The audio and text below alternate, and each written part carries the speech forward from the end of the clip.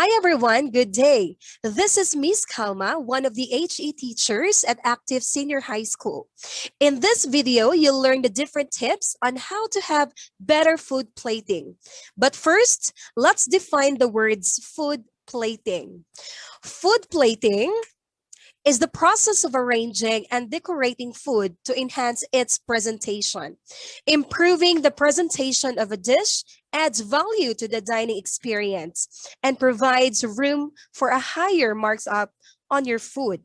So food plating is very important because if the dish is well presented, it can first enhance the dining experience. Second, encourage creativity. Third, increase appetite. And of course, it can create free advertising. So tip number one here is to create a framework. Start with drawings and sketches to visualize the plate. You need to find inspiration from a picture or object. I actually have here tips for you to get started. One, start with actual drawings before experimenting with real food on a plate. Two, sketch out your presentation to help you visualize the final plate. Last one is to keep up to date with the latest plating trends by reading food magazines or watching some videos. So in other words, we need to be updated. Let's have tip number two. Keep it simple. Select one ingredient to focus on and leave enough space to keep the presentation simple. So here, we need to clutter distract from the main elements of your dish and might make it confusing for the diners to figure out what's to focus on. An overcrowded plate is never pretty. Again, an overcrowded plate is never pretty at all. So make sure there are appropriate spaces in between your plating elements. Tip number three is balancing the dish. Play with colors, shapes, and textures to ensure diners are not overwhelmed. The art of plating is all about contrast and balancing of multiple elements on one single plate.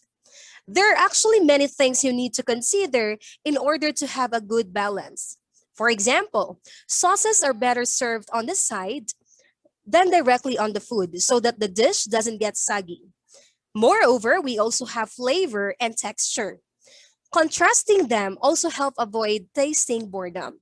You want diners to anticipate every bite and transforming the plate in such a way that complementary texture and flavor enliven each bite ensures the element of surprise.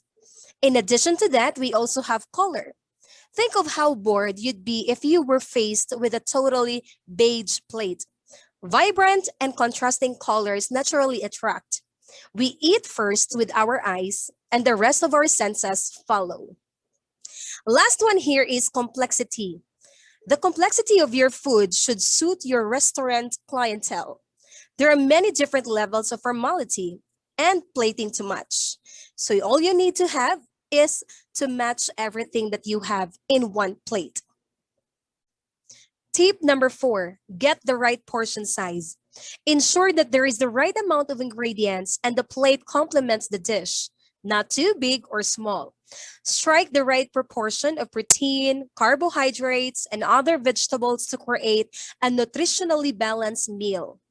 The image on the screen that you can see shows a classical plating technique that uses the three basic food items, and those are starch, vegetables, and the main dish. It is actually in a specific arrangement. A simple guide to classical plating is to think of a plate as the face of the clock. Using the clock analogy, this is how you should arrange individual food items. We have the main dish between 3 to 9 o'clock. Second one is the starch between 9 to 11 o'clock. Last is vegetables. These are between 11 to 3 o'clock. You should remember those so that you can apply the correct food proportion in the future use. Tip number five is highlight the key ingredient. When plating, always highlight the key ingredient. Nobody wants to order a steak and find the plate crowded with sides and the beef is hidden.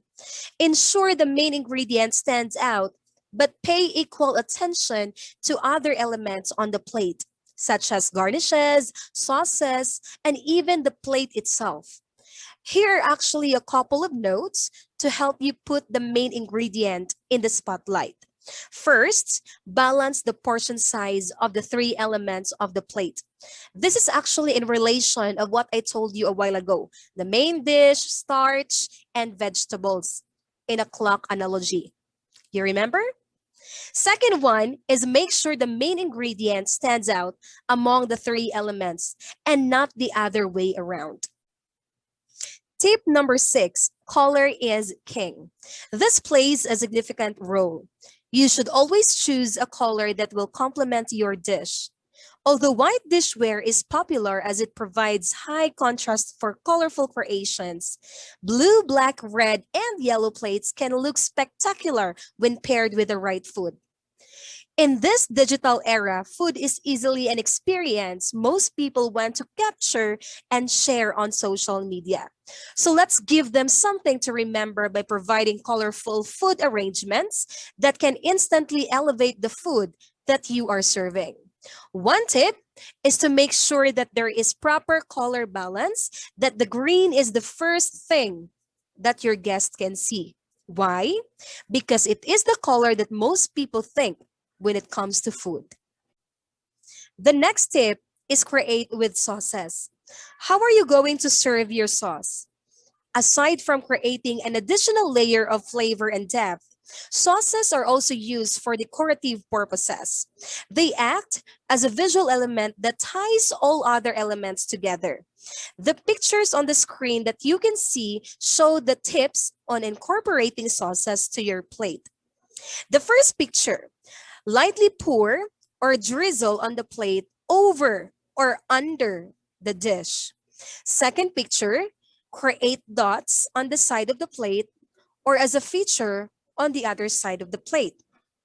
Third one, draw lines that run through the different elements of the dish to unify them visually. The trick here is to think of your spoon or squeeze bottle as a paintbrush and apply your sauce artfully. Think dots or lines to unify different elements of the plate. Or just serve your sauce on the side in the attractive jug. Tip number 8, use the right equipment. Another thing take into consideration is the equipment. What equipment have you got to work with? Here are the common tools used for cutting, molding, and shaping. On this screen that you can see, check them out and read their uses. On the other hand, if you don't use the proper tools or equipment, it can be rather frustrating and tiring. So all you have to do is to know what food plating you want and choose the right equipment. Because in this way, you can save time, it can be easier, and of course, you can have more beautiful food plating. The next tip is check your resources. How many times are you going to plate this in a service? How long have you got to plate it? And who is plating it? These are all things that you must take into consideration when you're coming up with your dish. At the end of the day, it's not the head chef that plates up all the final dish. They expect it, but it is often the junior chefs or other staff in the kitchen that end up plating the food. So it is really has to be something that you can put down and can be replicated at a high speed. And that creates consistency. And the last tip, find your own style. It is the beauty of the plated dish that entices you to take a bite. The design and plating makes the experience of food more than just eating and enjoying, but further into an expression of an art, using the form, texture, and color to invoke emotions and even tell a story. It is important for a kitchen staff to find his own identity, his style, and what he believes in. There's an art in plating food. It's where chefs can allow themselves to be creative and a high impact on how guests perceive the dishes they are eating. So, in your case, know what you like and do it. Thank you, everyone, for listening. and I hope you've learned a lot from this video. Again, this is Miss Kalma sharing you the tips on having a better food plating. And thank you and enjoy the rest of your day.